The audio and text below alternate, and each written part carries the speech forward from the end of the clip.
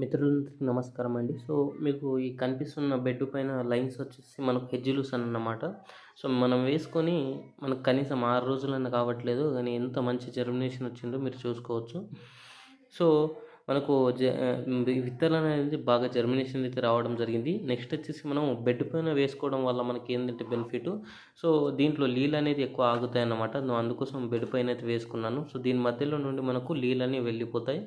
Next వచ్చేసి మనకు దీని మధ్యలో మనకు అంతర కృషి ఏదైతే కలుపైనను గానీ కలుపు మందులు కావచ్చు, ఎడ్ల సాయంతో మనకు గుంటుకు కొట్టుకోవడానికి కూడా ఈజీగా ఉంటుందని అయితే నేను బెడ్లు అనేది వేసుకోవడం జరిగింది. బెస్ట్‌గా అయితే మనకు జర్మినేషన్ రావడం జరిగింది. సో, మీరు చూసుకోవచ్చు. సో, మీకు ఎవరికైనా ఈ సీడ్ కావాలనుకుంటే ఖచ్చితంగా కింద నంబర్ అయితే ఇస్తాను, కాల్ చేయండి. సో, మీరు కూడా ఇలా బెడ్ వేసుకుంటే కూడా బెస్ట్ ఉంటుంది. నెక్స్ట్ వచ్చేసి మనకు బెడ్ డిస్టెన్స్ వచ్చేసి 2.5 అడుగులు లేక 3 అడుగులు పెట్టుకోవచ్చు.